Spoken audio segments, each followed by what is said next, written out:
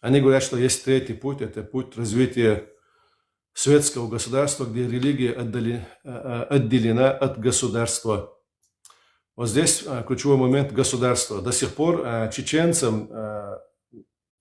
не имели возможности создать нацию, полноценную нацию, в том смысле, что это государство, это народ, представленный государством, государственной системой. И в этом смысле отделить само выражение, отделить религию от государства для чеченцев является каким-то нонсенсом. Есть другой пример у чеченцев. Будьте сейчас внимательны, это действует и по сей день.